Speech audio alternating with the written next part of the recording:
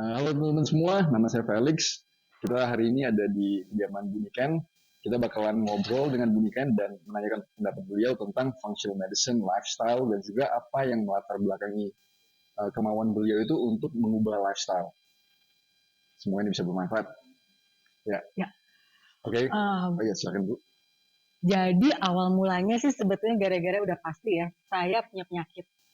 Jadi sekitar 5 atau 6 tahun yang lalu, itu saya didiagnosa satu penyakit autoimun, lupus di Indonesia. Saat itu kita ya masih berusaha ikhtiar ya mencari segala macam pengobatan, akhirnya kita ke pindah negara.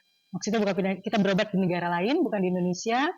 Itu cukup melelahkan karena datang ke sana karena saya tidak bisa cuma satu dokter, jadi ada 3 dokter atau 4 dokter seingat saya.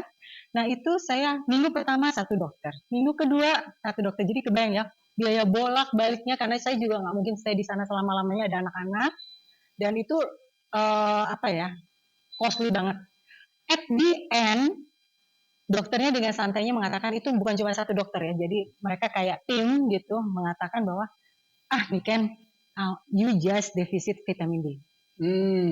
Bayangin ya, sedangkan di sini tuh saya yang kata dokter tuh udah ini nggak harus ngobat seumur hidup. Sedangkan saya masih nggak terima dengan kata-kata ngobat seumur hidup. Akhirnya saya ke sana. Nah dari sana saya vitamin D. Akhirnya dari sana saya dibawakan vitamin D 50.000 IU. Nah itu saya harus konsumsi selama 2 minggu. Lalu berikutnya berkurang menjadi 20.000. Sampai sekarang saya masih 20.000. Tapi ya namanya juga Niken ya.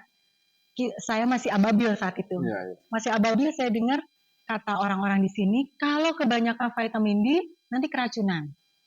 Kalau kebanyakan vitamin D, ginjal saya pertaruhan. Wah itu kan, ini saya ketakutan, stoplah saya. Begitu stop, juga waktu itu lagi ada diet yang happening. Ya, diet yang happening itu apa? Waktu itu adalah salah satu diet yang harus menjus sayuran 7 buah pagi-pagi ya. Nah itu katanya bikin awet muda, ibu-ibu, bapak-bapak, nah ya namanya perempuan ya dengan awet muda, serius. Itu sampai suami saya beliin juicer yang merek Purom atau apa yang mahal itu. Itu saya tiap pagi melakukan itu. Dan vitamin D saya kurangi karena ketakutan. Kambuhlah saya menjadi autoimun baru tambahan yaitu hipertiroid, Grace. Saat itu anak saya mau berangkat ke Kanada. Dia beasiswa dapat di Kanada. Yang untuk saya nggak wise untuk saya melakukan uangnya yang untuk dia berangkat saya pakai untuk ke Singapura ya. Apalagi saat itu kita udah makin tua ya Pak ya. Jadi sudah makin menipis tabungan ya, udah nggak mungkin. Akhirnya saya pikir mungkin saya bisa belajar sendiri. Nah dari situ ada masa di sini. Masa di sini dikatakan bahwa saya ada cancer di tiroid saya. Nah itu saya nggak berani bilang sama suami saya kalau saya sakit. Jadi saya datang ke rumah sakit kanker itu tanpa didampingi suami. Karena ya gimana ya, saya nggak mau tiba-tiba panik semuanya. Dan sampai di sana dokter mengatakan, ibu paling tinggal beberapa lama lagi gitu. Jadi untuk saya, wah ini ya sudah katanya beragama suruh pasrah. Saya pasrah. Tapi sampai rumah anak-anak saya nggak mau pasrah. Anak-anak saya nangis. Anak-anak saya bilang nggak bisa gitu mah, gitu nggak bisa. Kita nggak mau apa. Kebetulan saya anak yatim sejak saya masih kecil. Jadi saya bisa menceritakan pengalaman kalau nanti kamu cuma punya orang tua satu aja. Saya ceritakan ke anak saya, sudahlah nanti kan gini. Mereka tetap nggak bisa terima. Bahkan anak saya tuh berangkat ke Kanada ngambil jurusan biochem. Alasannya cari obat untuk ibunya. Nah, pada saat itu saya iseng Google aja. Benar-benar saya ngaku itu Google. Saya menemukan bahwa saya cari newest treatment for cancer apa ya? Disebutkanlah autophagy. Wah semangat saya. Autophagy apa ini? Datang lagi ke dokter. Dok saya mau ini nih. Autophagy. Ya itu sekitar 4 tahun yang lalu. Autophagy di sini nggak dikenal. Di sini sekarang orang tahu autophagy juga gara-gara Niken. Jadi waktu itu belum ada Niken yang ngasih tahu ya. Jadinya dokter bilang apaan sih kamu gitu. Udah pokoknya kamu harus gini-gini udah terima aja. Udahlah. Saya nggak mau terima begitu aja karena saya ingat anak-anak saya, apalagi yang kecil itu memang sangat dekat sama saya dan manja ya. Jadi untuk saya nggak bisa ya kalau dia sendirian kan gimana. Akhirnya saya coba lakuin. Nah, autophagy itu ternyata dari semua saya beli buku, alhamdulillah buku-buku ini semua diizinkan untuk beli buku. Saya kalau beli buku Tintin nggak dikasih soalnya. Jadi saya beli buku-buku gini, nggak ada kerjaan juga, nganggur, saya belajar. Nah dari situ saya akhirnya mulai memahami, oh root cause masalah saya tuh di sini. Mulai dari penyakit saya merubah pola makan saya, lalu saya juga banyak inflamasi dalam tubuh, lalu saya nekat waktu itu melakukan autophagy dengan bimbingan online. Nekat ya? Online dengan waktu itu ada kayak grup dari seluruh dunia, ada grup autophagy waktu itu ya, karena dia masih awal banget. Untuk percobaan saya mendaftarkan dia, oke saya ikut aja udah. Nothing tulus lah. Kalau saya mati gara-gara penyakit ini atau gara-gara autophagy puasa panjang, it's okay, udah saya coba. Begitu saya coba, itu saya langsung 12 hari. Dan suami saya langsung waktu itu mengatakan, gila nih istri saya. Karena setiap kali dia coba kan enggak. Dan saya tidak, waktu itu saya belum sanggup untuk menjelaskan apa sih itu. Saya juga nggak bisa menjelaskan ke suami saya itu sakit, ini itu, soalnya kayaknya nggak enak ya, nggak nyaman. Udah saya lakukan semua sendiri dan alhamdulillah free. Saya nggak tahu apakah waktu itu memang salah diagnosa atau benar, pokoknya alhamdulillah free. Tapi memang bukan cuma autophagy yang saya lakukan. Banyak sekali yang saya lakukan. Saya begitu menemukan buku misalnya, ada treatment pakai red light therapy. Coba. Ada ini, semua cari. Akhirnya saya menemukan benang merah apa saja yang bisa dilakukan. Nah, sambil saya berusaha recovery, ternyata sayang ya, buku-buku yang saya baca ini saya takut lupa. Lalu saya berbagi ke teman-teman saya. Pada saat itu sih cuman hanya gara-gara mereka ngelihat kok mukanya ini kan nggak berubah katanya. Jadi saya sakit, memang muka saya sempat tua sesuai usia ya, benar-benar tua sekali, keriput di mana-mana. Lalu saya recovery. Nah itu benar-benar pada saat recovery itu semua orang menanyakan apa rahasianya. Saya ini sebenarnya cuma perbaikan pola makan dan suplemen. Suplemen saya mungkin kalau dihitung bisa 100 sehari ya, banyak sekali memang. Dan saya ngerasa semua membaik. Tadinya ada ubannya hilang. Tadinya ada keriput di sini nggak ada, lalu kantong mata hilang, semua itu. Nah itu dari situ saya sharing ke teman-teman. Kamu mau coba nggak? Teman-teman saya sialnya pada mau coba. Mereka mau jadi kelinci percobaan, pada mencoba. Pada mencoba yang tadi yang mulai dari sekian puluh, akhirnya membengkak sampai sekarang komunitas kita hampir 10.000. Oh wow. Ya. Luar biasa sekali. Amazing. Ya, dan itu semua gratis. Tidak ada teman-teman saya yang awalnya mencoba pengen mukanya glowing, pengen awet muda dan segala macam. Mereka akhirnya bantuin saya, karena kan konsep functional medicine itu setiap orang berbeda ya. Jadi misalnya kita sama-sama sakit diabetes, tapi biasanya saya cari akarnya. Apakah diabetesnya itu gara-gara stres? Misalnya kortisol narikin diabetes. Atau yang ini gara-gara makannya nggak benar. Cara treatmentnya pun beda. Makanya saya memerlukan tim untuk bantuin. Dan tim yang bantuin itu memantau tiap pagi makannya apa, tiap pagi berapa gula darahnya, berapa tensinya, itu tim melakukan bantuin saya, dan itu gratis. Mereka memang pro bono waktu itu awal-awal untuk menjelaskan ke para ibu-ibu ini, pro bono aja mereka nggak ngerti tadinya. Mereka bilang apaan sih? Saya bilang kalian mau nggak kerja sosial?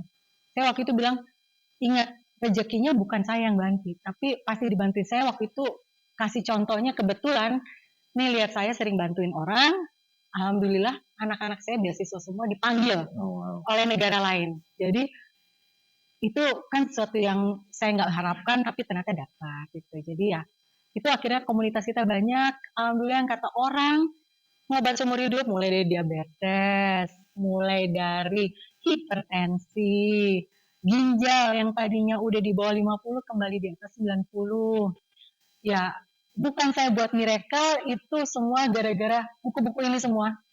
Jadi saya benar-benar belajar memang. Saya kadang-kala minta waktu, saya boleh nggak minta waktu, satu hari ini saya mau baca 1 buku. Jadi saya mau baca buku karena memang nganggur ya.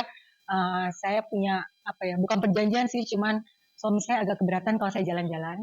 Kalau bisa di rumah saja ya sudah, dikasih mainan buku-buku. Jadi itu yang saya baca. Ya, gitu. Tapi emang kelihatan sih, maksudnya kita balik lagi ke vitamin D kan. Kita yang saya ngeliat kita ironis. Kita di negara tropis yang seharusnya kita itu vitamin D cukup. Iya. Tapi karena kita orang Indonesia itu kena matahari dikit Nggak mau. udah kayak Dracula aja daripada takut gitu kan. Iya. Pakai sunscreen terus kena matahari dikit takut hitam, takut itu. Padahal vitamin D itu essential sekali Iya, sih. betul. Dari mungkin banyak yang nggak sadar kalau seandainya kita itu survei udah banyak sih survei serum level di vitamin D itu sebenarnya masyarakat itu kekurangan sekali sih, Banget. sangat kekurangan. Dan sebenarnya supplementation itu sangat alternatif yang murah dan gampang untuk naikin level. Dan cepat ya. Ya. Dan cepat. Benar. Dan maksudnya kita ngeliat dari recommended intake 800 international unit itu sama sekali it doesn't do anything. Itu nggak betul-betul sama sekali nggak naikin level. Jadi 5,000, 10,000 for me it's safe.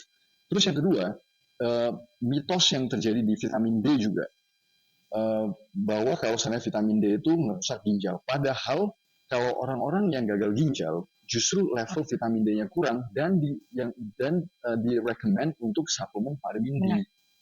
Jadi emang banyak sekali mitos-mitos yang agak sedikit aneh kalau menurut saya sih tentang vitamin D. Menurut keilmuan sekarang sudah sangat nggak masuk akal. Iya, tapi sekarang justru keluar so many latest scientific research yang support bahwa vitamin D itu sangat penting dan kita itu kekurangan. Dan itu sangat kekurangan. Betul. Dan orang nggak sadar bahwa vitamin D itu bukan cuma tulang sih. Orang pikir cuma permasalahan tulang, padahal esensial semuanya. Tapi seluruh sel kita itu ada, kalau saya kan belajar juga biochemistry.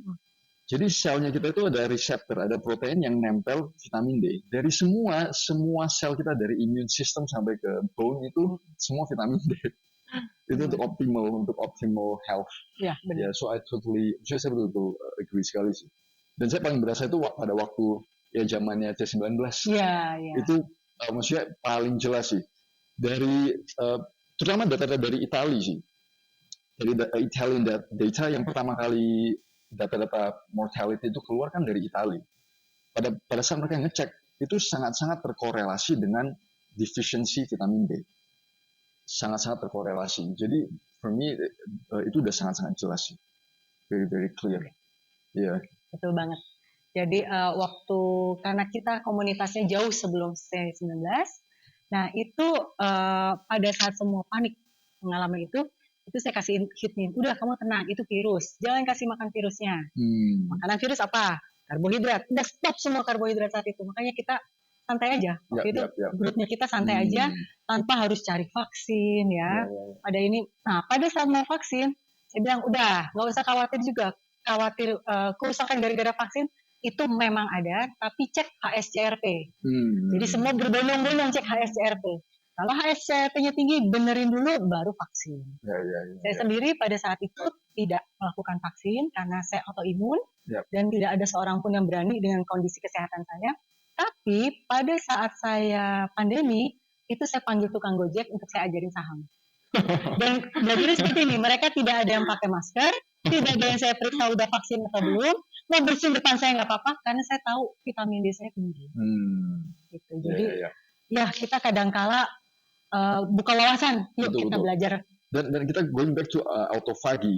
Bagi teman-teman di sini juga Bapak Ibu, autophagy itu yang proses autophagy ditemuin oleh saintis Jepang itu Nobel Prize winning ya, maksudnya dia pemenang Nobel Prize. Iya, bukan ngasal-ngasal ya. Bukan ngasal-ngasal. Jadi proses autophagy itu adalah di mana badannya kita itu karena sesuatu stressor. Contohnya kalau kita puasa panjang, badan kita kekurangan nutrisi.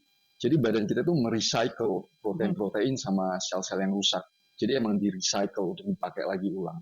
Jadi autophagy itu bukan, karena kita dituduh bilang autophagy itu pseudoscience, bukan.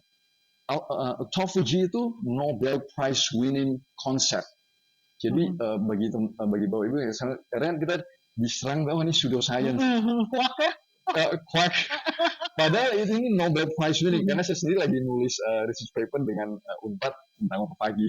Jadi it's a real science, it's a solid science. Iya.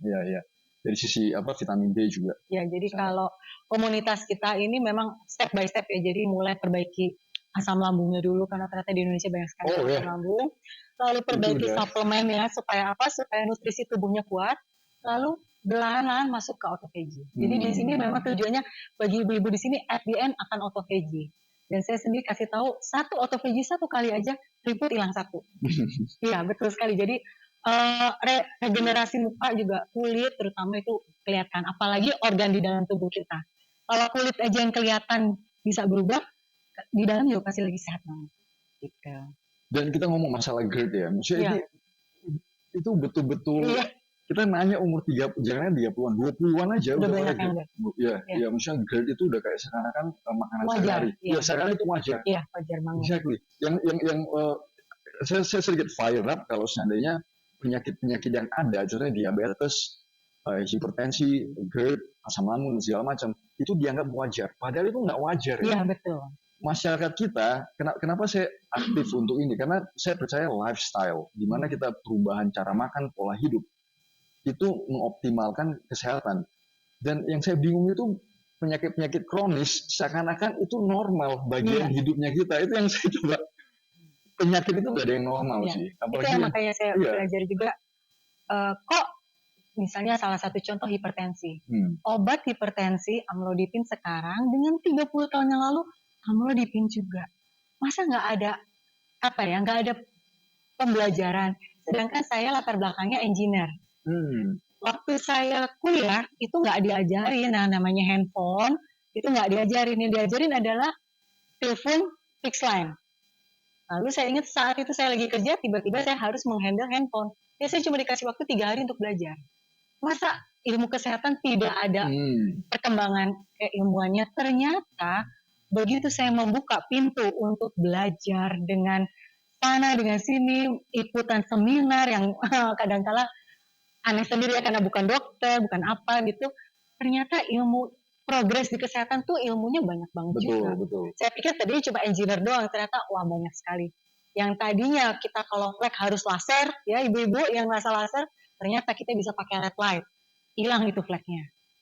Jadi hebat sekali memang. Sekarang saya senang sekali karena mudah sekali untuk belajar itu sekarang gampang. Betul. Dan going back permasalahan supplementation juga ya, saya juga sering dikritik kan.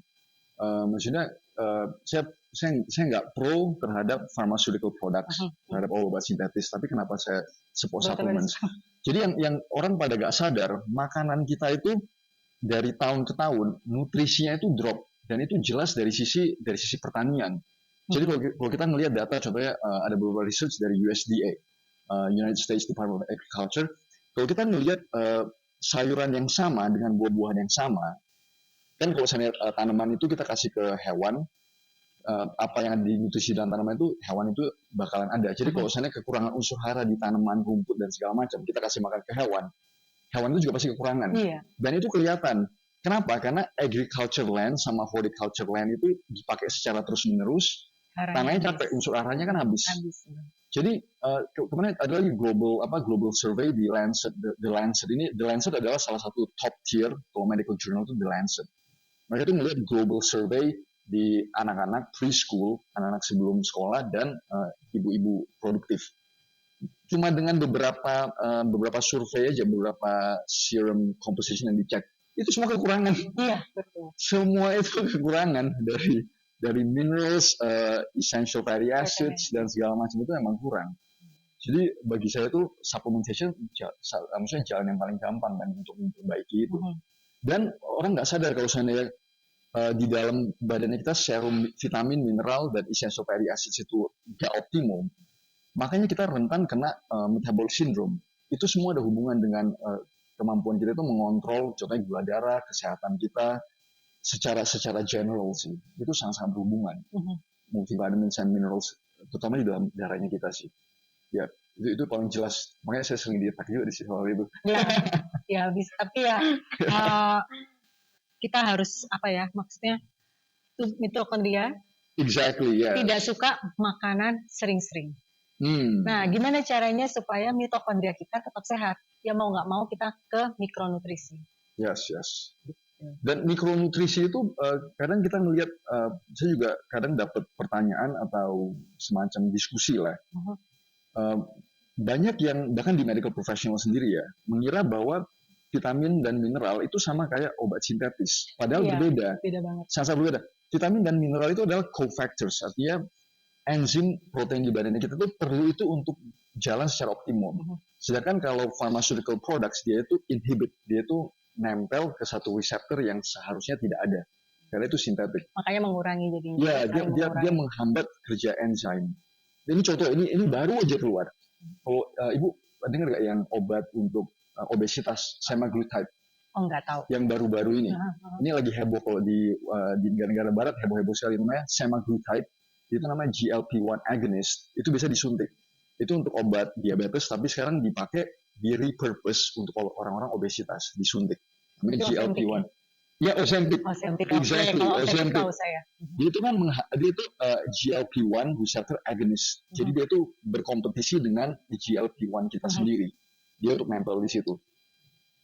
Dibilang aman, safe dan segala macam. Padahal side effect-nya contoh satu, thyroid cancer. Terus yang kedua, ini baru aja dalam 2 hari terakhir ini, EMA, European Medicine Agency, ketemu bahwa orang-orang yang disuntik Ozempic ini punya tendensi untuk suicidal thoughts, depresi. Padahal karena GLP-1 receptor itu ada di semua badannya kita kan. GLP-1 receptor khususnya semaglutide Ozempic itu dipakai untuk ke pankreas kita. Tapi secara tidak sadar GLP-1 receptor kan ada semua di badan kita, termasuk di otak. Jadi itu di interfere. Jadi saya bingung ada yang promote obesitas itu sebagai penyakit, jadi harus dikasih obat yang begitu. Sedangkan side effect-nya mengerikan. Belum aja kita ngomong, kalau Bapak Ibu melihat website ya, ozempic.com, itu nomor 1, thyroid cancer. Number 1 side effect. Tapi gue kadang bingung. Maksudnya yang lifestyle induce itu malahan disuruh pakai yang... malah disuruh pakai obat. Ya. Ya sama kayak insulin. Suntik insulin. Suntik insulin itu terlalu cepat dunia medis untuk menyatakan kalau diabetes itu akibat kekurangan insulin.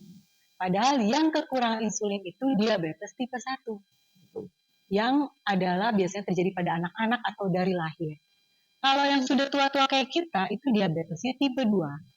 Tubuh kita insulinnya tetap ada, tapi selnya nolak. Jadi dia udah nggak mau, itu yang disebut insulin resisten.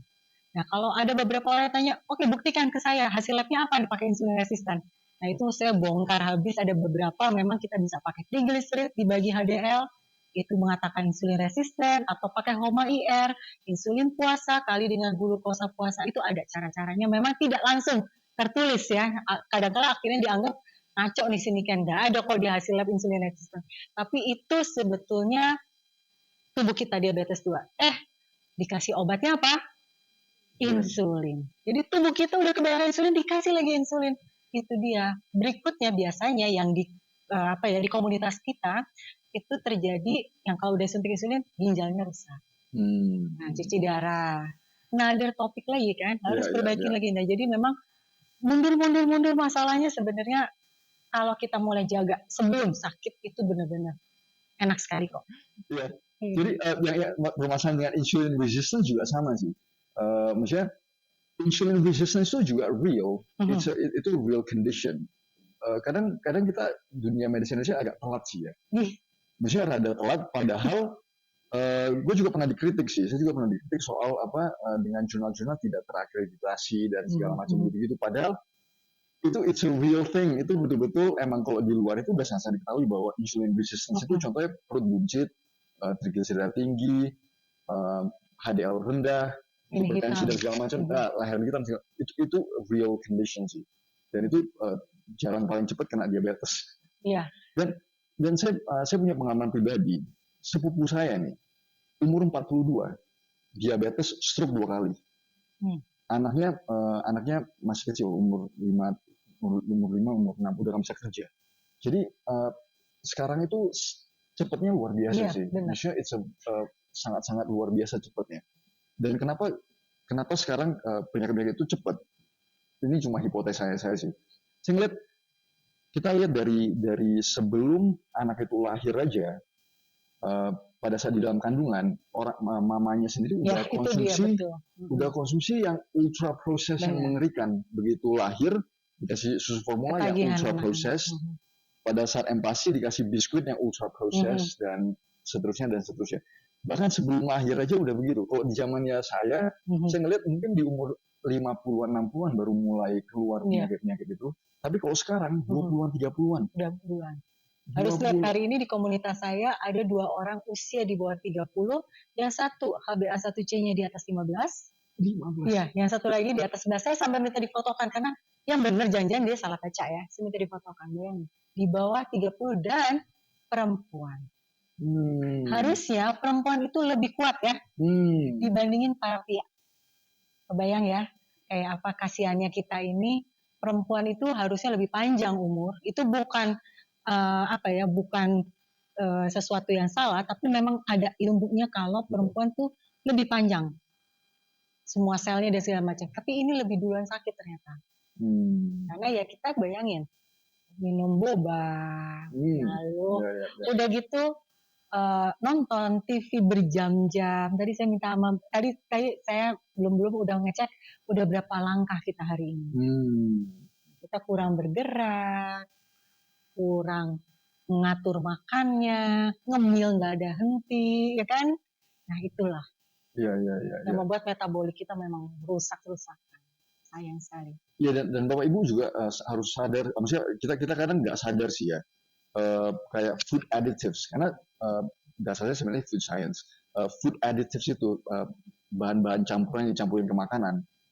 Dari 30-40 tahun yang lalu, itu bahan-bahan campuran food additives itu emulsifiers, pewarna, pengawet, dan segala macam itu ada puluhan ribu yang di-approve oleh FDA, US FDA. Itu ada puluhan ribu food additives. Jadi gue bilang, kalau kita melihat makanan, contohnya dengan produk yang sama, dengan brand yang sama, dengan pabrik yang sama, 50 tahun yang lalu produk A, dengan sekarang produk A itu dengan brand yang sama, itu udah berbeda sih. Itu udah sangat berbeda. Terus yang kedua, kita kan selalu demennya itu yang tepung-tepungan, terutama tepung gandum kan, tepung terigu. Banyak yang nggak sadar bahwa dalam agriculture week ini, sebelum mereka itu dipanen, itu disemprot dulu dengan glyphosate. Jadi glyphosate itu Roundup. Glyphosate adalah herbisida untuk matiin tanaman. Jadi gandum itu sebelum dipanen, seminggu 2 minggu itu disemprot dulu herbisida. Biarin dia mati, baru dipanen. Bayangin nggak makanan yang sebelum kita panen disemprot dulu. Kenapa? Karena gandum itu harus kering. Kalau seandainya gandum itu nggak kering, dia itu gampang jamur, kan? Gampang jamuran. Jadi fungal spoilage. Jadi itu. Jadi so many yang dulunya oke, sekarang jadi tidak oke gara-gara practice kayak begitu sih. Dan kadang saya di kontak juga, jadi mau makan apa? Maksudnya sebenarnya it's easy sih. Makanya real food yang bisa kelihatan itu apaan, dan kita pikir sedikit, ini datangnya dari mana. Walaupun kita harus agak picky, tapi emang harus picky, mau gimana? harus picky loh. Karena sekeliling kita masuk ke minimarket, sugar loaded. Iya, benar-benar di mana-mana. Itu semua 3 jalur itu kan, 3 jalur. Iya. Jadi emang harus picky kan. Iya. Dan maksudnya dari sisi lifestyle kita harus memperbaiki, mau nggak mau itu harus dari sisi lifestyle sih. Dari sisi gaya hidup kita, cara makan. Kan banyak juga orang yang mengatakan, kok zaman dulu mama saya sehat ya, tanpa suplemen, tanpa mikir makan apapun, masih makan nasi. Ya, coba lihat mama zaman dulu ngepel sendiri. Karena coba cek di rumah pada pakai pembantu nggak? Kalau nggak ada pembantu ribut cari pembantu. Mama jam dulu pagi jam 5 pagi ke pasar. Nah kayak di sini Gojek dong, ya kan? Nah itu lifestyle yang itu memang kita nggak bisa hindari, itu kan kemudahan. Saya juga kadang-kala order dong yang namanya Gojek segala macam. Lalu gimana kompensasinya? Coba deh jalan. Paling nggak kita bergerak. Ya coba jalan. Kayak saya juga dapur saya nggak mau saya pakai untuk masak, nggak mau saya masak. Orang cuma berdua sama suami kan nanti mubazir ya, rasanya kebanyakan. Nah, gimana kompensasinya? Habis makan kita langsung olahraga. Nggak ada jeda. Jadi kita langsung jalan. Kalau saya jalan 1 jam, kalau suami saya 30 menit katanya udah cukup. Tiap orang beda-beda, ya. Nah, tapi itulah yang kita harus kadang-kala mengetahui kalau kita mau sehat kayak mama kita zaman dulu tanpa suplemen, makan masih bebas, ikuti gaya hidupnya juga. Gak ada sinetron loh dulu itu jam 9 malam atau jam 5 sore baru ada TV kan. Sebelumnya semut, gak ada TV kan. Oh masih kecil tapi maksudnya saya masih ingat masih saya kecil, Mas Kali belum lahir. Nah itu jam 5 sore, itu kalau kita sebelum jam 5 sore kita nyalain TV, TV-nya bersemut. Nggak ada. Itu TVRI ya. Terus udah gitu jam 9 itu Dunia Dalam Berita, ya siapa masih nonton dulu. Lalu jam 10 udah semutan lagi. Udah. Kita nggak ada nonton TV, nggak ada sama itu. Jadi mama saya pun masih yang kalau saya siang-siang nyalain TV, ngapain sih nyalain TV dimatiin. Gitu. Nah coba, jadi kalau mau begitu kita ikutilah. Gak usah cari yang susah-susah, nggak usah ya kalau punya berlebih duit atau segala macam ke gym silahkan. Tapi kalau nggak, jalan di tempat itu juga bagus. Mulai pelajari ilmu-ilmu terbaru. Seperti sekarang saya juga lagi kadang-kadang membahas seperti perbanyak CO2 dalam tubuh kita. Yuk tahan nafas, tadi saya baru kan mengajarkan tahan nafas. Karena CO2 itulah ternyata yang memperbanyak oksigen masuk ke sel kita. Itu keren banget, itu baru sekali ilmunya ya. Jadi sama ini saya juga salah. Saya kira sel kanker itu gara-gara sel yang kekurangan O2. Benar banget. Hipoksia. Tapi tubuh kita tuh nggak kekurangan oksigen. Caranya supaya si oksigen yang di tubuh kita ini masuk ke dalam sel dengan cara memperbanyak CO2. Memperbanyak CO2 banyak banget caranya. Dengan tahan nafas, minum sparkling water. Kalau yang pernah tinggal, saya kebetulan pernah lama di Jerman, itu nggak ada tap water, kecuali air keran. Minumnya semua sparkling di sana. Oh iya ya. Iya. Oh iya. Nah itu saya juga heran, ini katanya Jerman negara sehat ya. Kok orang-orangnya pada minum sparkling? Dalam pikiran saya sparkling itu waktu itu soda-sodaan ya, sakit ya. Ternyata akhirnya ini saya baca, saya tuh dulu so tahu ya, ternyata sehat sekali itu. Lalu juga untuk memperbanyak si oksigen dalam tubuh kita, red light therapy. Nah itu yang terakhir yang saya diketawain itu adalah methylene blue. Oh iya. Itu methylene blue itu sebetulnya memperbanyak CO2 dalam tubuh, dalam sel kita. Jadi itu ilmu-ilmunya memang baru ya, cuman saya juga sebelum ngomong itu biasanya saya coba dulu ke diri saya. Jadi memang saya menyiapkan diri saya untuk trial ini dan itu. Tapi methylene blue emang udah ada, kadang saya bingung, emang sudah ada sih, emang udah ada dari research yang dulu emang ada. Ada, tapi benefit. Sekarang kayaknya gara-gara bor ini. Jadi dulu itu orang masih menganggap itu sehat, tapi belum ketemu kalau CO2 yang harus diperbanyak. Karena itu yang baru, CO2 harus diperbanyak, orang masih pikirnya O2 yang diperbanyak. Belum dilingkan dengan si methylene blue. Tapi setelah ada bor ini, yang menemukan si bor ini, kalau O2 bisa banyak dengan CO2, itu ada sampai dibahas di mana-mana. Nah, cara-caranya salah satunya methylene. Asyik. Iya. Terus yang red light therapy juga sebenarnya jelas sih manfaatnya. Saya juga kadang kalau saya nih ada muscle pain, red light therapy itu mantep sih. Untuk uban itu apa lagi? Kalau ibu yang punyanya muka, pasangnya di kepala. Atau punya yang matras, itu saya lebihkan ke kepala. Itu untuk uban juga cepat sekali memperbaikinya. Iya, infrared sama red light therapy itu emang ada scientific basisnya. Jadi kemarin saya ketemu satu latest tadi mereka tuh ngetes di pasien-pasien 19 dengan pakai red light therapy yang diode yang dipakai di badannya. Yang ditempel ya. Iya itu it's proper science. Jadi dia reduce inflammation. Benar. Emang dia bantu turunin inflamasi di badan kita. Makanya kalau kita sakit, kalau kita keluar kena matahari, itu rasanya kayaknya nyaman. Karena salah satunya yang bikin panas itu bukan UV ya. Kalau sinar matahari itu orang selalu pikir UV itu yang bikin panas, bukan. Yang bikin suhu panas itu adalah near infrared sama red light di wavelength di wavelength merah. Itu yang bikin rasa hangat itu. Dan itu anti-inflamasi sih. Dan itu anti-cancer. Itu anti-cancer. Gara-gara saya punya cerita di cancer, jadi memang saya bermulanya dari mencari gimana ya supaya orang-orang nggak cancer. I see. Ya, jadi itu semua kayak CO2, methylene, red light itu semua yang sekarang lagi tingkatkan sebagai anti cancer. Belum lagi MCT lah, melatonin. Kita memang ketinggalan banyak banget. Seru banget sih kalau dibahas karena sangat banyak ya. Makanya kenapa saya bisa buat TikTok tiap hari. Topiknya beda-beda terus dan banyak. Karena banyak banget kita ketinggalan. Sayang banget, kita banyak banget ketinggalan. Untuk catch up, untuk ilmu yang sederhana aja sulit banget. Kayak kita obesitas tuh masih dianggap biasa lah. Itu yang aneh sih, bagi saya itu sangat aneh biasa. Iya. Padahal kalau kita mau berobat ke Singapura, jadi saya kebetulan kan udah usia 50, jadi saya udah harus waspadai hormon-hormon menopause saya. Terus saya mau rencana periksa di Singapura. Tapi saya sekarang lagi berjuang supaya nggak kegemukan. Karena begitu nyampe Singapura, dokter yang saya gemuk, yang disuruh apa? Kurusin dulu badan kamu baru periksa lagi. Nggak mau dia ngutak-ngutik kita kalau kita masih gede.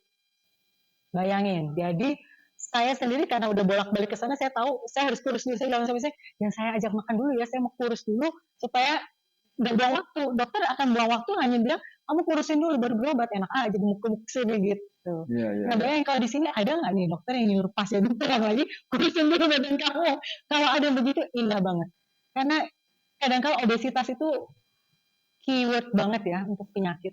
Iya betul-betul. Lemak itu mengikat penyakit soalnya. Mengikat toksin dalam tubuh kita. Terutama visceral fat sih, terutama lemak-lemak yang di dalam sekitaran organnya kita sih. Iya, itu sangat-sangat berpengaruh. Dan karena saya dikritik, kalau saya ngomong gitu dikira saya body shaming. Padahal itu real effect ya, maksudnya dari sisi berat badan itu sangat-sangat berpengaruh sih. Body shaming ya masalahnya. Kalau saya sih, maksudnya yang ngerasain jadi perempuan yang usianya sudah setua saya. Kalau udah setua saya, ibu-ibu pasti ngalamin ya. Bernafas aja tuh gendut. Ini gara-gara hormon kita. Nah, gimana caranya supaya hormon kita ini stabil, nggak begitu lagi? Oh, itu perjuangan berat, Bu. Pak. Jadi saya bukan cuman santai-santai aja. Kalau suami saya cerita, mungkin beliau bisa sampai, aduh, ini upacaranya banyak. Upacaranya, olahraganya, makannya, minumnya, suplemennya, belum lagi sore saya berendam air es. Oh, I see. Ya, saya juga melakukan terapi dingin di mana setiap sore saya berendam di air yang 15 derajat. Jadi bukan cuma air doang, saya tambahkan es batu. Nah, kalau di sini orang-orang dibilang nggak boleh kedinginan kan, nanti masuk angin. Nah, iya, atau harus minum hangat kalau sore-sore. Nah, itu merusak tubuh kita. Mitokondria hanya bisa makin banyak kalau kondisi tubuh kita kedinginan. Ya buang tuh yang namanya jaket-jaket gitu. Nah saya kan tadi kepanasan karena saya sangat terbiasa dingin. Bener-bener saya sangat terbiasa dingin. Terus tiap sore itu bener-bener berendam. Nah di air rendaman itu saya kasih metilennya dulu. Kasih baking soda, kasih Epsom salt. Epsom salt. Ya. Epsom salt itu salah satunya untuk limfatik. Limfatik kita kalau blokir jadi kanker. Nah jadi semua tuh ada schedule-nya, ada jadwalnya. Kayak selalu bilang kalau nggak sempat udah nggak apa-apa kaki doang, nggak usah bathtub, nggak usah harus punya bathtub, kaki aja. Itu aja suka kadang-kala, duh malas ya Bu ya, duh bosen gitu. Jadi sebenarnya sih musuh kita tuh diri kita sendiri. Saya ngerasain waktu saya mulai, saya sebelumnya kebetulan mama saya itu tidak penyuka sayur dan buah. Ya, jadi saya turunan ngikut mama saya. Mama saya makanya 77 tahun masih sangat sehat. Masih bisa nyetir mobil kemana-mana. Oh, wow. Nah, gara-gara saya ikutan diet yang katanya awet muda, saya sakit kan. Nah, itu untuk merubah. Itu tuh benar-benar perjuangan banget. Melawan. Dan saya juga nggak semudah itu merubah pola makan saya menjadi yang seperti sekarang ini. Itu saya juga antara iya dan tidak. Karena kan di mana-mana orang bilang sayur dan buah sehat. Jadi untuk saya benar nggak saya baca buku ini, buku yang lawannya lagi, buku yang ini, buku lawannya lagi.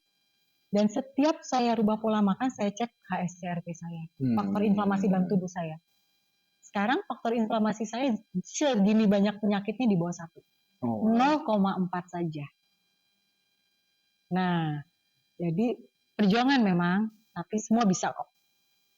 Kita di grup itu 10.000 tuh saling menguatkan untuk saling bantu memang. Dan tadi saya mau sedikit soal protein hewani sih.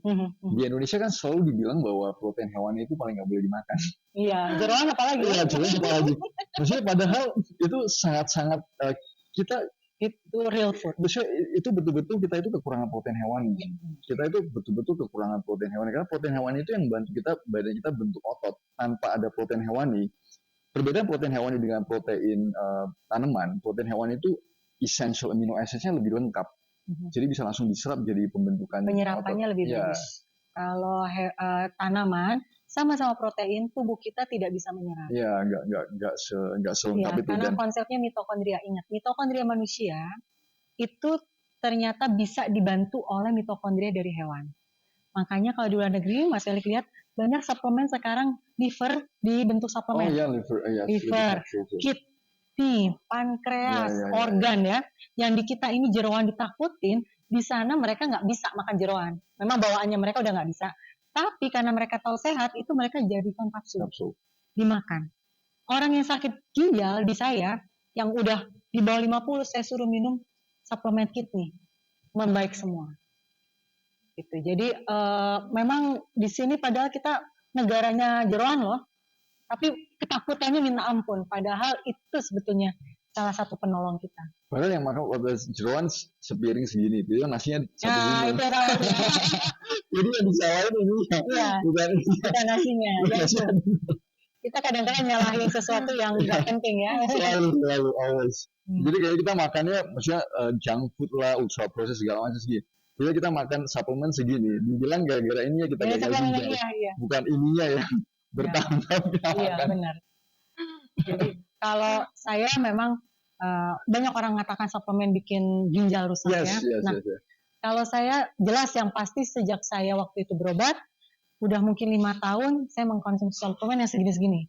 Saya pernah kasih video saya buka suplemen banyak sekali dalam sehari, sampai saya pakai orang khusus untuk menyiapkan suplemen. Karena saya nggak siap, nggak apa lagi. Ini pakainya mana-mana, jadi saya ada sekretaris khusus yang menyiapkan suplemen saya, dan saya periksa fungsi ginjal saya. Fungsi ginjal saya kalau usia 50 itu harusnya EGFR-nya sekitar 80-90-an. EGFR saya 107 saja. Sama dengan orang usia 30 tahun. Nah, itu bukti nyata banget. Jadi ya saya berusaha, karena banyak sekali orang mengatakan ini salah, ini salah, itu salah. Ya, akhirnya saya buktiin mana diri saya sendiri aja. Betul. Jadi oke, kalau kamu salah, mengatakan salah, ya udah. Kita sama-sama mau, misalnya mengatakan puasa panjang salah, yuk kita puasa sama-sama deh. Kita lihat habis itu, cek lihat, bagus nggak hasilnya? Biasanya membaik semua. Tapi puasa penting sih. Iya, betul. Tapi kalau autophagy itu masalahnya bisa baru tercapai kalau saya ngikutin teori Dr. Boss, itu di atas 3 hari. Oh, asyik. Jadi dia tuh hitungannya adalah gula pagi puasa, gula kita dihitung dibagi dengan nilai keton kita. Baru bisa tercapai untuk cancer itu kalau nilainya di atas 20, di bawah 20. Semakin kecil. Oh, asyik. Nah, itu benar-benar harus panjang. Nah, ini yang masih di sini masih dikritik, nggak boleh. Katanya bikin mah muncul, katanya bikin bego ya. Karena otak tidak kebagian karbohidrat. Nah, kalau yang suka lihat TikTok saya kan 0 karbohidrat. Iya. Oh, nah, kelihatan bego nggak ya? Iya. Silakan jawab sendiri, bisa dilihat kok. Kelihatan bego nggak? Itu aja. Dan sering saya melakukan TikTok itu pada saat lagi saya puasa panjang. Nggak ada masalah. Memang bertahap. Jangan terus sekarang tiba-tiba dari sini langsung coba. Nggak bisa juga. Betul. Bertahap. Nah, ini tim saya ini memang gunanya untuk bantuin. Karena ada harsh reaction-nya. Harsh reaction-nya itu kayak candida die off. Gatal-gatal seluruh tubuh. Nah, kalau misalnya kita lagi puasa panjang gatal-gatal, datang ke dokter bilang, kamu sih puasa. Nah, disalahin lagi. Padahal itu disebut dengan harsh reaction. Lalu juga ada yang disebut dengan oksalat dumping. Kita ini penyuka oksalat. Oksalat itu ada di sayur hijau. Kita senang makan salad. Lalapan. Nah, itu ternyata oksalatnya nempel di sini. Kalau kita nggak puasa, dia tetap di situ. Tetap akhirnya lama-lama jadi osteoporosis dan segala macam. Tapi kalau kita puasa, dia dilepas oleh tubuh kita. Pada saat lepas itu sakitnya minta ampun. Awal-awal saya melakukan water fasting, saya nggak bisa bangun. Ini saya sakit, ginjal saya sebelah sini sakit. Sekarang sih udah bisa jalan-jalan, tapi dulu awal-awal itu sakit. Nah, kalau nggak ada pembimbing kan kita nggak tahu. Betul. Kenapa ya jadi sakit? Benar banget. Awal-awal melakukan long water fasting yang benar, itu harus reaksinya muncul semua. Jadi justru kalau ada yang bilang, wah saya long water fasting kemarin nggak ada rasa apa-apa, itu yang salah. Karena harusnya tubuh kita mendetoks sebisa-bisanya. Oh, I see. Nah, itu proses yang lumayan menyakitkan, tapi alhamdulillah setelah lewat itu enak. Water fasting berarti nggak makan sama, tapi kita minum air. Minum air dan suplemen dan elektrolit. Yang paling penting elektrolit ya. Karena ada waktu itu ada pernah komunitas yang menerapkan juga water fasting tanpa elektrolit dan akibatnya banyak yang jantungnya kena. Oh, I see. Karena pada saat kita nol karbo, cairan itu kebuang tubuh kita. Sialnya karena tubuh kita nggak pinter, kita nggak biasa konsumsi suplemen dan segala macam, kebuang itu berikut dengan mineralnya, berikut potasium, berikut dengan magnesiumnya, kebuang semua. Nah itu membahayakan jantung. Jadi yang paling penting juga untuk water fasting itu elektrolit. Ya, elektrolit emang luar biasa. Ya, tapi di sini kan masih ya. Betul. Ya, ketinggalannya lama. Ya, memang mungkin PR kita kali ya untuk ngasih tahu. Betul. Tapi electrolyte supplementation juga sekarang lagi. Oh iya. Emang, tapi emang penting sekali. Itu kalau saya sih menganjurkan sekali. Kita nggak boleh menganggap remeh electrolyte, merasa pakai yang ecek-ecek itu nggak bisa. Jadi memang saya minta benar-benar pakai yang khusus electrolyte, di mana itu ada perbandingan potasiumnya berapa, natriumnya, sodiumnya berapa, magnesium berapa, itu yang penting 3 itu. Nanti itu semua udah tercover, bagus badannya. Baru bisa puasa panjang. I see. Sudah berapa lama Buni kan mulai water fasting sama? Pertama kali start water fasting 2018. Oh. Udah lama sekali. Ya, jadi itu udah. Per berapa frekuensi? Dulu waktu karena masih penyakit, itu saya di atas 15 hari ya. Tapi sekarang saya selalu setiap hari saya omat, 1 meal a day, cuma makan sekali. Lalu sebulan sekali minimum 5 hari water fasting. Selama 5 hari nggak ketemu makanan sama sekali, sebulan sekali. Lalu 6 bulan sekali saya di atas 10 hari. Sampai 10 hari. Saya bisa sampai kalau tim saya yang paling terakhir ada 1 bulan. Dia melakukan 1 bulan, pria. Dia melakukan 1 bulan, hebat banget itu. Dan katanya organnya, ya bukan katanya, kita lihat hasilnya organ-organnya membaik semua. Jadi tadinya dia ada fatty liver, ginjalnya mulai memburuk, membaik semua. Harus coba ya. Very interesting. Ya, harus coba karena pengalaman setiap water fasting beda-beda. Ya. Tapi emang harus sih, fasting itu autophagy dan itu semua kelihatan sekali sih. Itu it's a real, maksudnya real effect sih. Exactly. Dan dulu saya kerja sebelum saya balik ke Indonesia, saya 5 tahun kerja di namanya New Zealand Plant Food Research, itu research center salah satu yang paling besar di New Zealand lah, khusus research tentang agriculture, horticulture. Jadi di timnya kita di salah satu yang bagian horticulture-nya, emang salah satu tugasnya mereka itu adalah nge-research gimana ngasilin buah yang high namanya Brix value. Brix itu kandungan gula yang tinggi sama Brix dan acidity balance itu pas. Jadi salah satu yang ditekenin dalam sekarang untuk naikin commercial value di buah adalah Brix value, yaitu kandungan gula harus tinggi. Itu it's real ya. Emang itu salah satu parameternya. Karena parameter Brix itu sangat-sangat berkorelasi dengan apa yang dibeli konsumer kan. Ya makin manis ya makin didemenin ya. Jadi emang dari dulu berbeda, kecuali kayak research center kita fokusnya di itu apple sama kiwi fruit. Jadi kalau kiwi fruit yang ada tulisan zest free ya itu research center kita yang ngasilin. Jadi salah satu yang dicek untuk pasar Asia terutama Brix value itu yang paling menentukan, kandungan gula. Kita orang Asia itu emang demen yang manis. Emang itu salah satu parameter yang harus dikembangin. Manis itu kecanduan. Exactly. Manis itu candu sekali. Jadi sekali kita makin tua, itu makin senang manis. Jadi kalau kita nggak menyetop kecanduan itu, ya kita akan terus-terusan makin tua makin suka manis. Ya, jadi RLT, Red Light Therapy itu paling banyak kalau yang nggak punya, karena mahal ya Mas Yan. Yang nggak punya itu ada di mana sih? Di sinar matahari pagi dan sinar matahari sore.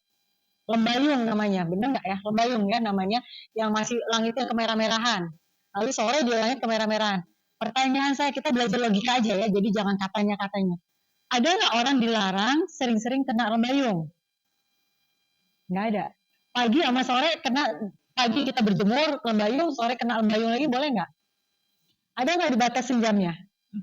Ya itu. Jadi sebenarnya red light itu sehari 2 kali boleh. Lalu berapa lama? Saya biasanya kasih tahu udah 20 menit deh. Ya. Nah, kalau untuk yang dibuka itu karena macam-macam warnanya, jadi kita bisa sesuaikan dengan kondisi saat itu.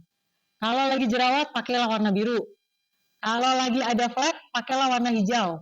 Kalau malam, supaya melatonin keluar, pakai warna merah. Jadi, apapun kondisinya kalau malam pakai merah. Jangan pakai biru. Nah, pada saat kita dipakai itu kita pakai sekalian juga yang kalau punya yang matras, pakai matras sekalian. Nah, tadi pertanyaan menarik, saya bingung jadinya, kok nanyanya pakai tengkurap atau enggak. Selama ini pakainya gimana ya? Karena yang saya tahu, yang saya ajarkan itu adalah kita tiduran di atas matras. Lalu harusnya memang kita tengkurap supaya depannya kelihatan kena. Tapi kan saya malas tengkurap, saya jadiin selimut. Jadi matrasnya yang jalan-jalan, bukan saya yang jalan-jalan. Belakang, lalu depan. Itu juga berlaku untuk yang bukan bentuk matras, yang bentuknya kayak triplex itu yang kayak papan, itu juga bisa. Sorotkan ke kita, itu semakin kita dekat, semakin dia bisa masuk sampai ke tulang. Makanya saya senang pakai matras karena sampai ke tulang. Itu terasa kalau kita tiba-tiba lagi ngilu, pakai. Habis olahraga, pakai. Itu enak sekali. Ya, jadi pakainya belakang 20 menit, lalu depan 20 menit. Nah, kalau untuk ibu-ibu, hati-hati. Kita wanita Asia gampang terkena hiperpigmentasi. Near infrared itu matrasnya kita ada 2 ya, ada yang red light, ada yang near infrared. Near infrared itu lebih bisa masuk ke tubuh kita, pakailah di punggung. Kalau lagi pakai depan, jangan pakai yang ada near, nanti ada muncul flek-flek kulitnya. Jadi kalau yang di depan pakai aja udah cukup. Jadi udah kebayang ya, jangan mentang-mentang near bagus, depan belakang nanti komplain lagi kenapa muncul flek. Kalau yang di masker itu udah nggak ada fleknya. Itu nggak ada nirnya. Ya, nah itu di masker itu sangat bagus juga dipakai untuk di kepala, untuk rambut. Oh emang begitu dari sini sampai ke itu kan biasanya berlebih. Telapak kaki kita diselimutin, karena ingat telapak kaki kita ini banyak saraf-saraf, biar dia kena red light, enak banget. Jadi kaki kita gini, ini diselimuti begini. Kalau depan dari sini, nah kalau di belakang mulai dari sini. Supaya ubannya hilang. Gitu. Ya. Ini salah satu konsep baru red light therapy. Oh. Jadi red light therapy itu juga salah satu untuk pencegahan kanker juga sama aja.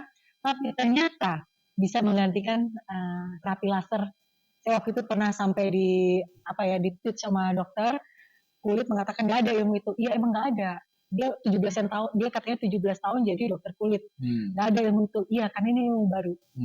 Dan memang kalau saya lihat, saya membandingkan muka saya, harusnya udah 50 tuh udah banyak flek ya. Nggak ada flek ya. Ini 50 loh. Iya, luar biasa sekali. Ya, 50 rasa 30 kan senang, cuma suami saya ketarik. Ya Pak ya. Makanya saya nggak boleh arisan. Nggak boleh kemana-mana. Ya, jadi sebetulnya sekarang ilmu makin banyak kok. Iya. Makin banyak yang baru. Boleh. Yang matras itu gimana Ibu? Bentuknya matras. Oh, I see. Bentuknya matras, bentar. Entah boleh di-share ya, Bu? Oh, boleh. Oh iya. Jadi saya lihat. Tapi di Indonesia belum ada. Oh, oke. Di Indonesia belum ada. Jadi memang akhirnya kadang-kala mereka titip. Jadi saya kumpulkan berapa orang, ya udah beli barengan. Biar cepat ya maksudnya. Dan ongkirnya juga nggak mahal. Oh, oke. Kenapa kita perlu tidur panjang? Untuk mencapai deep sleep itu panjang. Jam ke-5, jam ke-6 itu baru deep sleep. Jadi kenapa panjang itu bukan supaya tidurnya panjang. Deep sleep-nya tuh nyampe jam berapa. Katanya kalau pakai sesaat sebelum tidur pakai terapi dingin, deep sleep-nya lebih cepat. Yang harusnya 5 jam, ini 3 jam. Ya, teknologi sekarang kan apa-apa kita memang penelitian untuk supaya mengikuti gaya hidup sekarang kan tidur kelamaan juga katanya susah. Harus kerja lah, harus ini, harus itu, harus sholat, harus apa. Nah, katanya pakai terapi dingin dan red light terapi, deep sleep-nya lebih cepat nyampe. Jadi mungkin 5 jam, 6 jam nggak apa-apa, tapi deep sleep-nya udah nyampe. Jadi coba di setting jamnya, diperiksa ada nggak settingan deep sleep. Deep sleep-nya itu mungkin sejam 2 jam udah deep sleep nggak apa-apa. Yang penting tercapai deep sleep. Nah, yang tadi saya cerita juga pada saat deep sleep itu melatoninnya kita sangat banyak tubuh kita. Melatonin itu tugasnya mengapoptosis sel kita. Nah, apoptosis itu adalah kalau kita selnya ada sel kanker, diklatek kasarnya gitulah. Dibuang sama si melatonin. Jadi coba dicek pakai itu. Jadi periksa deep sleep-nya. Yang saya baca penelitian literatur, memang saya belum membuktikan karena saya nggak punya alatnya. Tapi saya selalu sebelum tidur saya melakukan terapi dingin disambung dengan red light. Terapi dinginnya campur metilene karena penelitian terbaru metilene plus red light itu bagus banget untuk sel kita. Bukan airnya dikasih red light, jangan. Tapi katanya habis itu terus dicampur, itu banyak sekali penelitiannya. Gitu. Kalau nyeri ada macam-macam nih. Yang makanya ibu-ibu kalau udah tua nggak bisa sholat, sholatnya nggak bisa begitu, harus pakai kursi. Itu oksalat. Coba cek hidupnya selama ini pakai makan sayur hijau nggak? Kalau iya, secepatnya dibuang. Membuang oksalat sulit loh, ibu-ibu. Saya ngalamin. Buang oksalat itu, dia itu tajam sekali. Nanti kulit di sini nih, kalau kita gosok begini, itu tajam-tajam. Dan kadang-kala tempat tidur kita, bangun tidur tuh ngeres tuh apa? Ada kayak pasir-pasir. Itu oksalatnya. Kalau belum nyampe sapi itu, oksalatnya belum kebuang. Bagi yang penyuka sayur, karena saya dulu pernah 7 jenis sayur di jus, jadi saya wajib sekali membuang oksalat. Nah itu yang membuat sendi-sendi sakit. Oh banyak Bu. Jadi pakai lemon, kita minum pagi lemon itu ada tujuannya untuk membuang si oksalat. Mudah, murah, dan meriah, ya kan? Itu lemon itu membuang, tapi memang prosesnya panjang. Lalu menyetop oksalatnya. Jadi kalau kita menyetop oksalat kita, oksalatnya tubuh kita akan membuang, merilis sih. Tapi kalau kita masih terus makan sayur hijau, oksalatnya makin numpuk.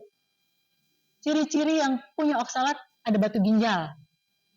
Yang pernah dideteksi batu ginjal itu udah pasti oksalat. Nah itu yang tadi nyeri. Atau osteoartritis dan osteoporosis. Ini saya baru temukan bahwa itu cikal bakal itu adalah salah satu simptom bahwa insulin resisten. Nah, lagi-lagi si insulin wirawiri di tubuh kita, kitanya nggak sadar. Perbaiki insulin resistennya. Cara perbaikinya udah tahu, tapi untuk supaya memperkuat yang udah terlanjur terkena osteoporosis, osteoartritis, koper. Koper itu dia akan membawa si vitamin D lebih dalam lagi ke dalam sel dan tulang kita. Ya, koper. Jadi kalau udah sepuh, biasanya takut makan koper. Koper ada di mana? Iya, betul sekali, di jeroan. Semakin kita takut jeroan, koper kita makin kurang. Nah, makanya nggak aneh kenapa kita makin takut, makin sendinya sakit dan segala macam. Karena kopernya kurang. Jadi perbanyak koper. Kalau sulit, ya udah pakai suplementasi nggak apa-apa. Tapi suplementasi koper itu sifatnya detox ya. Jadi harus ada persiapan. Jangan heran kalau habis minum koper, kok perut saya sakit. Iya, detox itu. Pelan-pelan, jangan langsung banyak. Gitu. Jadi itu juga ada hubungannya dengan hormon. Karena nanti hormon begitu kita udah menopause, itu estrogen, progesteron berkurang semua. Nah, kena lagi deh itu yang namanya pengeroposan. Bukan minum susu ya. Susu sapi untuk sapi, jangan minum susu. Jadi mah itu gara-gara tubuh kita kekurangan enzim pencernaan. Enzim pencernaan itu ada 3 jenis. Amilase, lipase, protease. Nah, ini kekurangan, cara membuat si enzim boleh minum suplemen enzim atau dibuat dari lemon. Lemon itu juga mengindus, ya. Atau zinc. Zinc itu didapat di daging merah. Nah, ini kenapa kadang iya, kadang enggak, kadang iya, kadang enggak.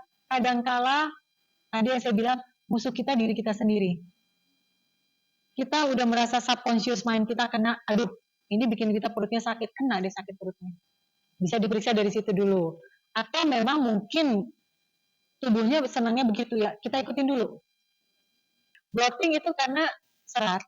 Tubuh kita tadi saya udah bilang enzim pencernaan itu cuma 3. Amilase, protease, lipase. Mana enzim untuk serat? Ingat, makan kangkung keluar kangkung. Nah, langsung ngangguk semua. Makan jamur yang panjang-panjang, apa, enoki. Keluarnya juga jamur enoki ya. Berarti nggak diserap oleh tubuh kita. Keluarnya begitu juga. Nah, itulah yang buat bloating. Ayo. Ada yang makan daging keluar daging. Nah, ada yang makan jeroan keluar jeroan. Nah, ya itu. Kalau keluar sayur, rasanya lega. Padahal kita makan sesuatu mubazir, keluarnya bentuk sayur doang. Nggak dipakai apa-apa sama tubuh kita, cuma numpang lewat aja. Nah, ya, itu. Jadi, makanya saya tadi tanya, makan sayur. Iya, itu yang bikin bloating. Karena ngerasa enak kan, makannya sayur. Nah, akhirnya 3 hari kemudian sakit lagi perutnya. Sayang itu lemonnya. Gitu. Jadi coba kalau mau gitu, benar-benar ketat dulu deh. Anti-inflamasi dietnya dijalanin. Anti-inflamasi diet itu, no gluten, no grain, no karbo, no sugar, no tanaman hijau, no tanaman nightshade, lalu tidak susu, tidak telur, tidak kopi. Ayo. Ya kalau kopi susah. Kalau kopi, saya seumur hidup udah pernah minum kopi loh. Udah minum kopi. Ayo. Sebenarnya itu alarm, tandanya alarm kita udah mati. Iya. Waktu kecil kalau dikasih kopi perutnya melintir. Iya. Makin tua makin kuat. Gitu. Iya. Alarmnya mati. Iya. Bapak ibu ini datang ke saya, ya. Ibu ini mengeluh saya diabetes. Oke bu, kita sembuhin ibu. Tapi bapak ini nggak mau dites. Bapak bilang saya sehat kok, enak aja sih mikirnya suruh-suruh anak kecil. Nggak mau. Saya tawarkan, Pak, saya cuma pengen tahu level vitamin D bapak. Itu aja. Saya bayar 500.000 kalau vitamin D bapak di atas 20 ya pak ya. Taruhan. Saya bilang, saya kasih 500.000 pak. Kalau bapak di atas 20 saya kasih. Wow, semangat dong. Langsung tes, ya kan? Padahal di situ ada tes gula dan tes segala macam. Bukan tes gula aja, tapi HbA1c. Dan ketahuanlah bapak lebih diabetes dari ibu. Itulah di Indonesia ini kita rasanya sehat, rasanya. Nah, makanya saya kalau di komunitas saya minta tes dulu. Bukan saya seneng mengkayakan orang punya lab, tapi kita tuh wajib tahu. Betul. Ya, nah jadi tes dan bapak waktu itu tinggi ya bu ya, 8 ya. HbA1c ya. HbA1c, nah sekarang baru berapa bulan ya bu ya? Belum setahun ya? Belum, 6 bulan, bapak dengan susah payah akhirnya 5,6 tanpa obat-obatan. Yang hebatnya lagi, putra putri beliau ini 3 tahun tidak bisa hamil, sudah kemana-mana. Alhamdulillah sekarang hamil ya bu ya. Insulin resisten, saya perbaiki suami dan istrinya. Semua dari makanan mas. Iya. Jadi, ayo. Iya. Emang luar biasa sekali sih. Makanya kan cerita-cerita kayak begini yang perlu diangkat kan, bahwa kadang penyakit-penyakit yang dikarenakan karena pola makan dan pola hidup ya harus diperbaiki dengan pola makan dan pola hidup. Iya. Maksudnya sesimpel. Ya simple as that gitu. Iya, sesimpel. Cuma itu. Yang muslim banyak ya. Betul. Ya. Iya. Tapi kan maksudnya itu bukan sesuatu kayak rocket science, itu kan loncatan logika yang benar. Kalau penyakit karena pola hidup ya, kalau kita perbaiki pola hidup kan seharusnya perbaiki kan. Tapi masalahnya kalau saya sih merasakan sendiri karena ya gimana ya, di sini sebetulnya hebat sekali loh, yang ada di otak mereka. Kalau udah tua itu keriput wajar. Kalau udah tua itu diabetes wajar. Kalau udah tua itu wajar hipertensi wajar. Akibatnya jadi ya udah nggak apa-apa udah tua ini. Gitu. Makanya saya punya satu idola yaitu mama saya. Saya perlihatkan nih yang wajar tuh kayak gini. 7 tahun masih nyetir kemana-mana. Perempuan nyetir sendiri dan rambutnya pun masih hitam. Keriputnya juga sangat minimal.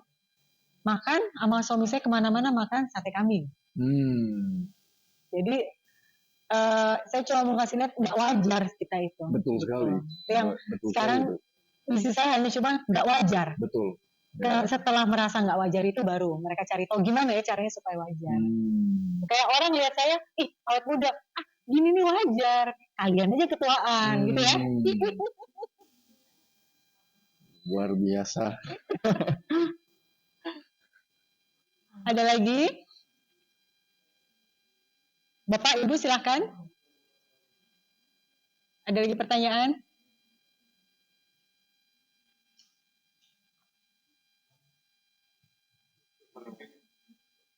Gimana? Ya, ada yang nanya. Waduh, jangan. 20 tahun ke atas. Enggak ya, 12 tahun. Aduh. Kita yang membuat HB bagus itu adalah satu zat yang ada di daging. Kalau kita tidak HB nggak bisa naik-naik, ya berarti kekurangan dagingnya. Kalau masih enak pakai daging, kaldu. Perbaiki kaldunya. Jadi jangan abaikan HB kita rendah tuh jangan, karena apalagi perempuan ya, itu nanti terkena adrenal kita. Kita ini punya yang namanya tempat yang untuk membuat hormon-hormon tubuh kita, namanya adrenal.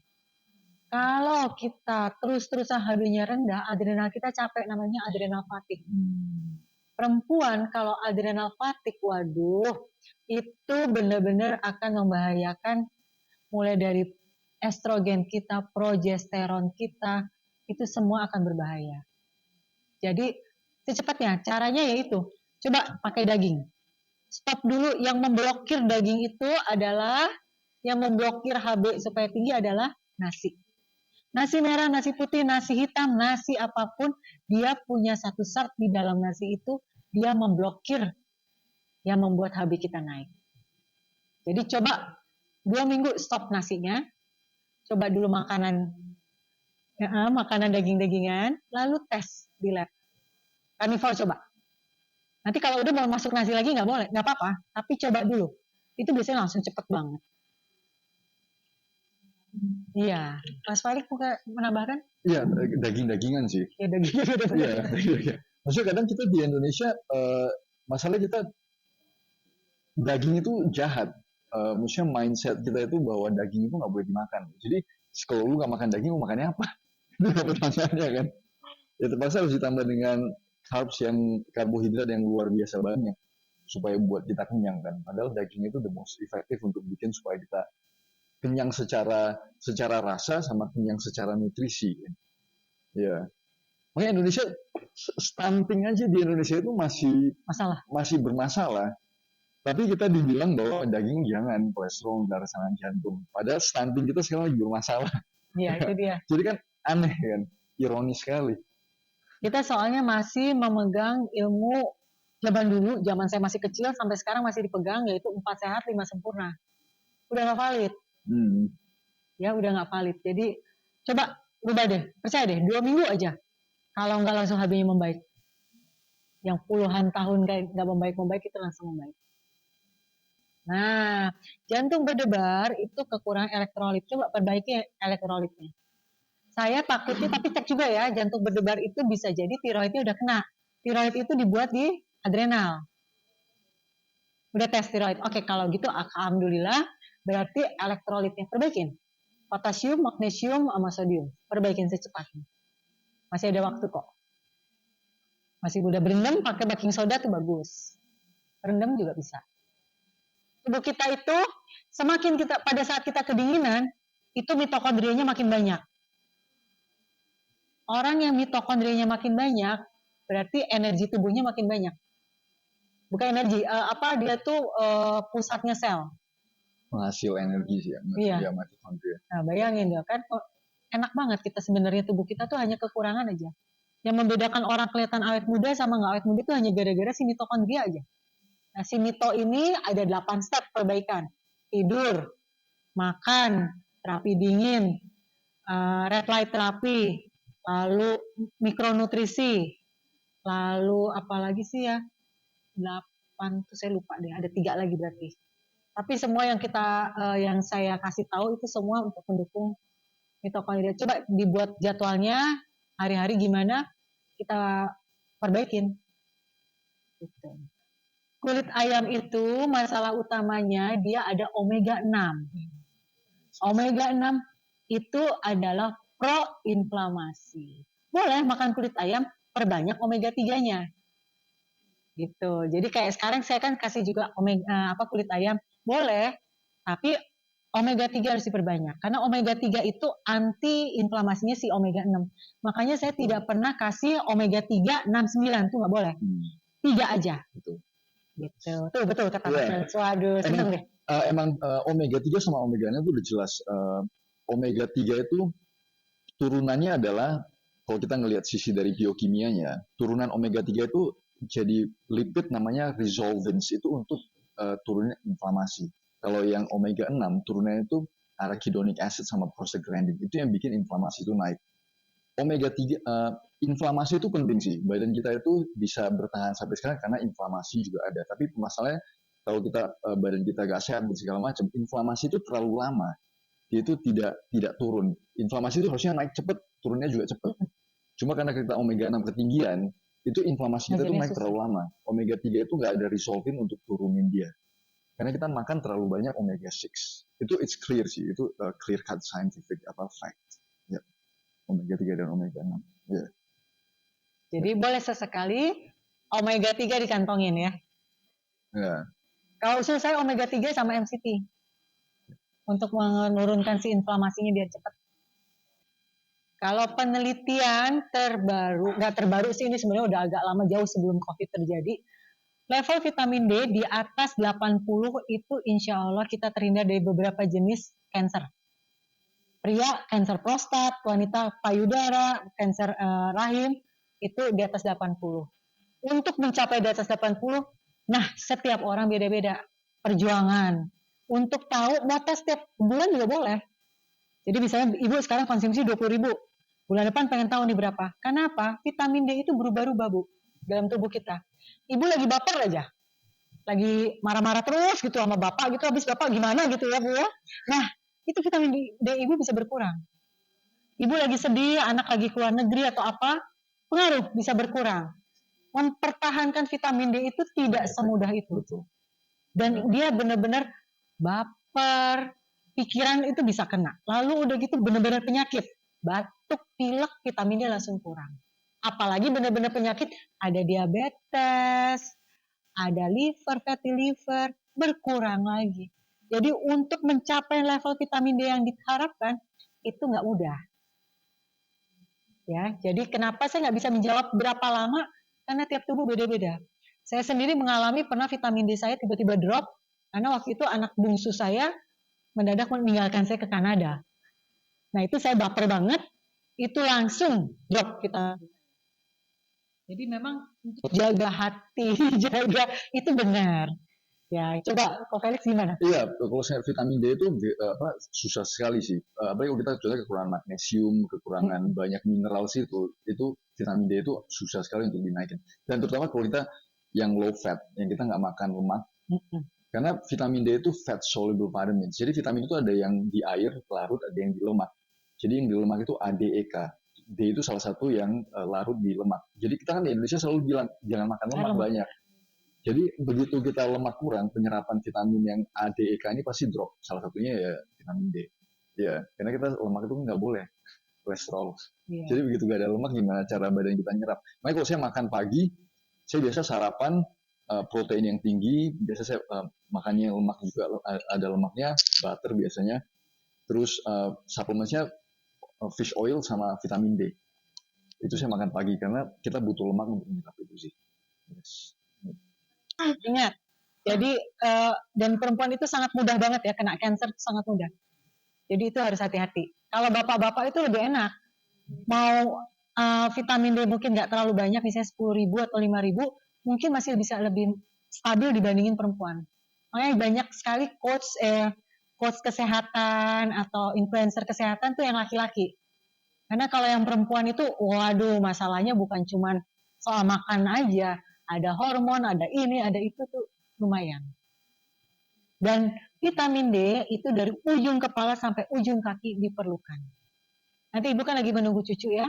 Nanti kalau udah punya cucu, selamat ibu ya. Nanti kalau udah punya cucu, anak-anak kecil kekurangan vitamin D dari kecil, pada saat usia ABG dia jadi tantrum. Makanya anak-anak yang gampang marah, tukang menentang orang tua, kecilnya, bayangin kecilnya loh, kekurangan vitamin D, itu ada penelitiannya. Dan vitamin D itu kalau kita kurang vitamin D, risk of depression sama suicidal thoughts. Nah, itu. Resiko Lebih depresi itu lebih tinggi kalau kita kurang vitamin D sama omega 3 terutama. Vitamin D terutama sih. Ya, itu sangat-sangat terasosiasi dengan, makanya kalau di luar negeri saya juga berasa sih, karena saya tinggal lama di New Zealand 12 tahun, asal masuk winter itu depresi, men. Karena kalau di negara-negara barat yang subtropis, begitu masuk musim dingin, malamnya itu lebih panjang daripada siangnya. Dan biasanya itu karena posisi matahari, kita itu nggak kena cahaya UVB yang naikin vitamin D kita. Jadi musim dingin itu depresi bener ya. Udah hujan panas, udah hujan dingin gelap, vitamin D hilang. Itu kayak betul-betul berasa sekali sih. Ya, itu pengaruh terhadap depression. Itu sangat benar. Anak saya cerita di kampusnya itu ada UV light. Jadi pada saat musim dingin itu UV light di library dia dinyalakan. Itu anak-anak lagi kuliah itu suruh masuk ke situ. Di Kanada itu karena super dingin, minus ya. Nah itu. Nah kalau ibu-ibu di sini bilang, aduh, masa terapi dingin nanti saya ngilu-ngilu, udah usia tua. Emang di Kanada nggak ada nenek-nenek? Nenek-nenek kena semua loh dingin di sana. Sehat-sehat. Pokoknya jangan percaya deh kalau dibilangin dingin itu bikin sakit tuh enggak. Nah jadi di sana anak saya cerita untuk menghilangi depresinya tuh mereka wajib. Jadi di library terus sebelah sini ada lampu yang dinyalakan untuk mengaktifkan vitamin D. Jadi anak-anak pokoknya kalau mulai marah, upset, segala macam itu kan main. Main itu punya hubungan antara, makanya anak-anak saya kasih tahu suplemen basic anak-anak itu adalah vitamin D dan probiotik. Probiotik itu juga berhubungan langsung dengan otak. Vitamin D juga berhubungan dengan otak, dengan mind mereka. Jadi kalau udah mulai tantrum, marah-marah, ya sudah, perbanyak suplemennya, plus hindari makanan karbo. Exactly. Karena karbo itu membuat dia jadi pemarah. Anak itu supaya tidak addicted terhadap karbo, kasih dia protein hewani. Kalau dia kenyang akan protein hewani, dia nggak akan cari karbo. Karena protein hewani itu kenyangnya lebih lama. Dan anxiety, rasa marah-marah dan segala macam itu lebih calming. Kita ngomong apapun dia lebih bisa dengar. Karena bayangin anak-anak kalau lagi marah-marah, kita ngomongin makin gak didengar, makin mental. Itu salah. Tunggu sampai dia turun dulu. Cara nurunnya apa? Kasih aja dia kaldu. Kasih dia daging-dagingan. Kasih dia steak. Kasih semua. Gendut itu karbo. Nggak akan gendut. Anaknya malah jadi pintar. Benar. Otak anak itu dia memerlukan kolesterol sangat tinggi. Makin pintar. Jadi kenapa sekarang kok kayaknya anak-anak kita kurang gitu pintar ya? Ya makanannya apa? Ya, jadi boleh misalnya masa sih nggak karbo sama sekali misalnya ya? Ya dianggap itu rekreasi lah sesekali. Sesekali boleh. Jadi kalau udah mulai tantrum itu udah mulai warning. Ibunya yang memang sulit Bu. Saya tahu sulit sekali untuk apalagi kita punya ya masa kita nggak kasih uang saku, nah kan itu menahan itu susah saya tahu kok. Tapi itu untuk kebaikan anak-anak nanti enak kok Bu. Jadi sebenarnya ini agak melenceng sedikit konsep anak-anak sederhana, konsep anak-anak nanti jadi mau dengar kita sampai dewasanya itu dari kecil dipupuk. Kalau lihat anak-anak saya semua baik-baik penurut-penurut gitu, itu bukan sekarang, itu tangan besi. Betul-betul bapaknya sih pemanjain banget ya. Tapi kita yang jadi polisinya lah. Bapak-bapak nggak apa-apa lah manjain, tapi kita polisinya. Vitamin D, karbo. Probiotik jangan lupa. Karena probiotik itu tubuh kita 90% adalah mikrobiome. Mikrobiome itu bakteri, virus, jamur. Jadi jangan marah kalau saya bilang, Bu, tubuhnya jamuran. Kita memang 90% mikrobiome. Siapa penjaga mikrobiome? Probiotik. Dan mikrobiome inilah yang mengatur otak kita. Kita pengen makan karbo karena tubuh kita kebanyakan mikrobiome yang senang karbo. Kita mau makan lemak karena tubuh kita sudah mulai terbanyak mikrobiome yang senang lemak. Makanya saya selalu bilang kasih waktu 2 minggu. 2 minggu untuk mengatasi tantrum kita terhadap kecanduan si karbo. Dan itu mikrobiominya yang mengatur otak itu marah-marah. Saya insya Allah mungkin bulan depan ngeluarin buku tentang mikrobiomi, diterbitkan oleh Gramedia khusus untuk anak-anak. Jadi nanti anak-anak itu saya ajarkan, nih kamu tuh punya mikrobiomi yang tidak diajarkan di sekolah manapun. Itu saya lagi udah saat terakhir sih Gramedia yang buat. Saya yang penulisnya. Saya berasa juga ini pengalaman pribadi. Anak saya umur 7 tahun. Jadi saya selalu memperhatikan kalau istri saya tuh ngasih yang roti-rotian. Saya udah ngomong nih sebelum dia kasih ya. Gak apa-apa dikit. Gue bilang, lihat perhatiin aja. Begitu selesai itu dalam 15 menit, dia pasti nangis-nangis kereket. Selalu kejadian. Selalu kejadian berulang-ulang. Begitu dia nyentuh roti-rotian, yang mie yang terlalu banyak dan segala macam, langsung kerengek. Langsung throwing tantrums, langsung gue tunjukin sih, langsung gituin. Dan anak-anak saya ini ngerti langsung, dia langsung sadar bahwa iya karena makanan itu dia kayak throwing, kayak moodnya jadi gak enak gitu. Itu berasa sekali sih.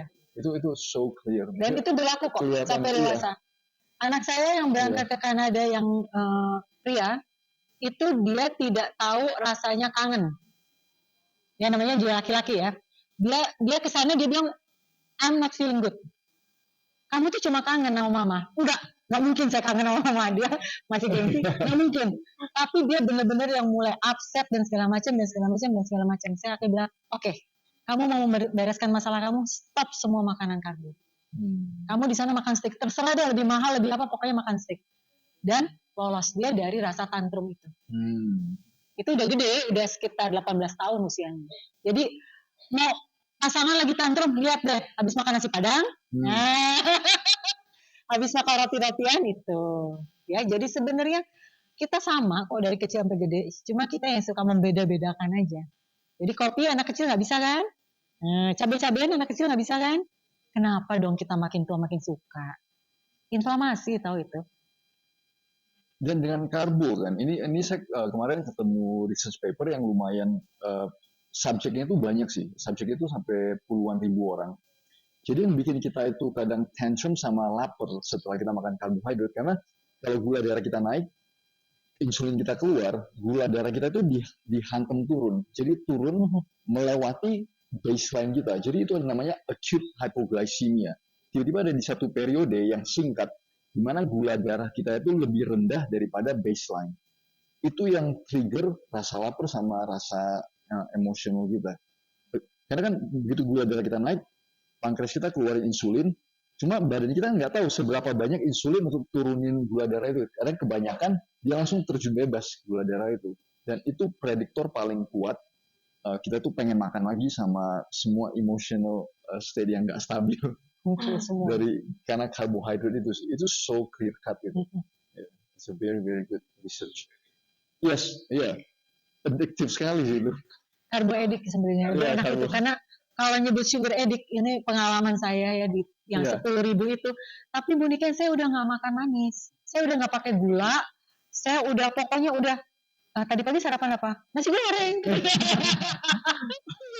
Nah itu ya benar gudrak ya.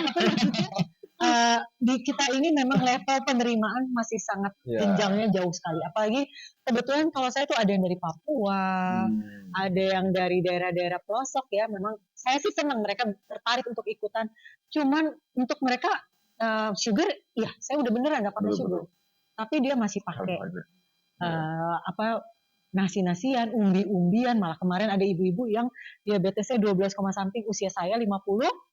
Bu makannya apa? Saya tuh nggak ngerti kenapa tubuh saya nggak sehat-sehat. Makanya apa? Nasi itu cuma 2 hari sekali, oke? Lalu saya ganti semua pakai kentang, pakai ya Bu, makasih deh gitu.